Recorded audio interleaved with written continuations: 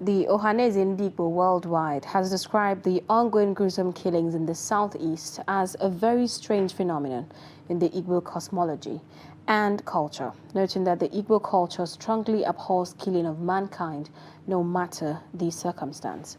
The Apex Igbo Sociocultural Organization stated that the killing of a human being is an abomination which attracts heavy sanctions, including ostracism for a stipulated number of years. All right, now joining us in the studio to talk about this is Emmanuel Omubiko, former National Commissioner, Nigerian National Human Rights Commission, and also founder, Human Rights Writers Association, Huriwa. Thank you for joining us on Daybreak. Yeah, thank you very much. All right. It's a pleasure. All right, well, we've seen recent happenings in the southeast, particularly in Anambra State.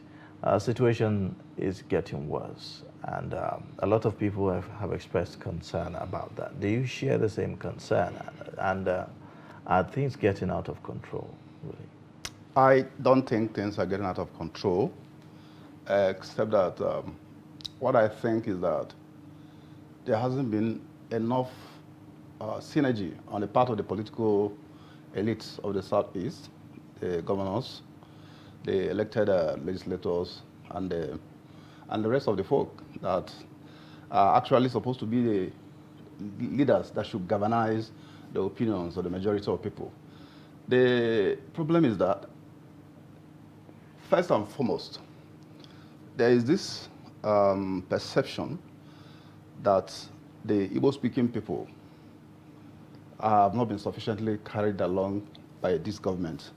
It wasn't like this when PDP was in power. It wasn't like this when Yaradua was in power. It wasn't like this when Obasanjo was in power. It wasn't this way.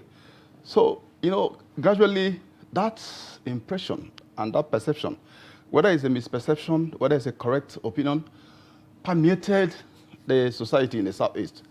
They now begin to see themselves like people that they don't actually even want us in this country. So what are we actually doing? And the leaders, the political leaders, I don't want to mention the traditional leaders, because traditional leaders are not actually, they're not actually carried along by the government. They're not treated the same way that the traditional institution in the North is treated. The traditional institution in the North is like, almost like, can I call it, where the fourth estate of the realm is the media. Traditional institution is like maybe the next tier of government after you have the governor, or you have the local government. The traditional institution is supposed to be adequately funded, adequately carried along, so that... But these are not, by virtue of constitutional arrangement, yes, are they? It shouldn't be. But, if you talk about engagement by political actors, I would like to point to recent setting up of committee by the governor of Anambra State, Charles Soludo. He set up a committee basically to interface with, leaders of the agitation in the southeast. Just Soludos. And instead, what happens now in return, we saw, a spike in the attacks. Yes. So instead of, a decline, we're seeing a spike despite that committee that was set up. So it doesn't look like the sort of engagement that we are talking about is what, the leaders of these agitators are after, is it? Well, I don't think a lot of people are actually happy about what is going on in the Southeast. And I also do not subscribe to the opinion that the governor of Anambra State has actually started very well, where the solution is not setting up a committee. That's not the solution. The solution is for the governors of the entire Southeast. You cannot isolate security problem like in the Northwest, where they have crisis of terrorism.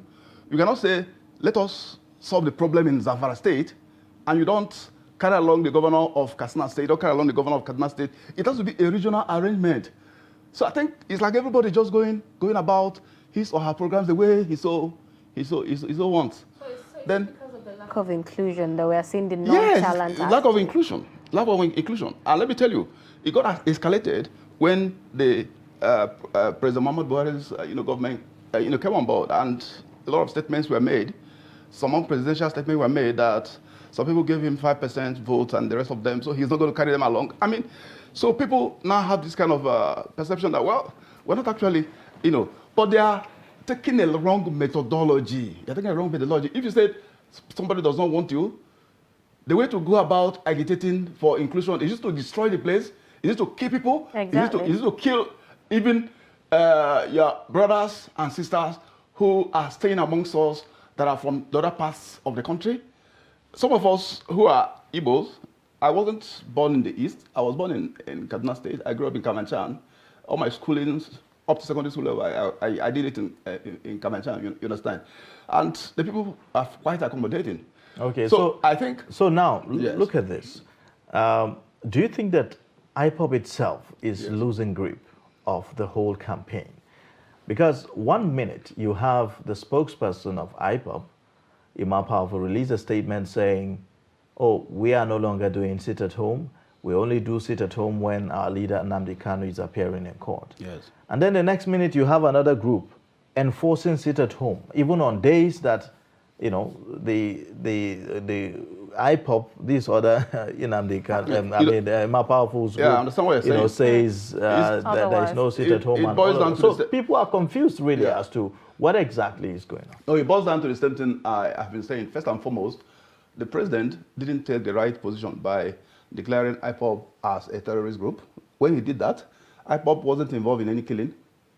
There were skirmishes here and there with security forces, you know. But before that declaration, IPOB went violent. Before that declaration. Yes, IPOB was, the approach the government took was not very appropriate. Government should have experimented with kind of constructive dialogues, you know, try to carry those guys along. And let me come straight to the question you asked. You know, when you already have declared an organization a terrorist group, even when they do not want a particular program to take place, of course, they can't come out and say, please, today is not supposed to be a sit-at-home because, first and foremost, the security forces are after them. Then you have a bunch of criminals that are all over the place. So many things, people with different agenda are also actually implementing their own, either sit-at-home or whatever they are doing. That is why I said there is this lack of cohesion on the part of the political leaders. The governors, the National Assembly members, the political elites of the Southeast are not actually on ground. If they're on ground, and IPOB is a very popular, there's no doubt, IPOB is a very popular group among the Igbos, very popular among the young people. You understand? Not every Igbo man subscribes to their agitation. And even if it's okay, let us even throw it open. Let there be a referendum. I do not think that they can get up to 50% or 55% of the people who say we want to leave. You understand?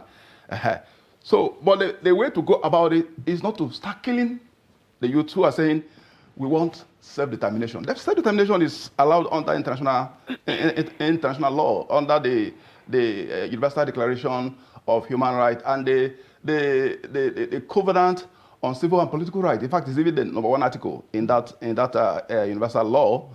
So when some people say we don't think we are sufficiently carried along, what do? You don't throw a bomb at them. Like the same mistake the government made when this small group of guys in Maiduguri started their issues, preaching their religion the way they understand it.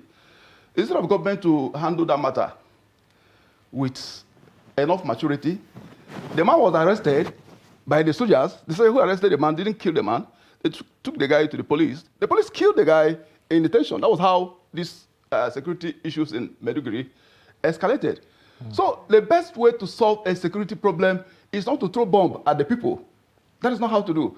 Then there is a total abdication by political leaders in the Southeast of their responsibilities. All right. They're not on ground. All right. Yes. All right. Well, thank you so much. Because of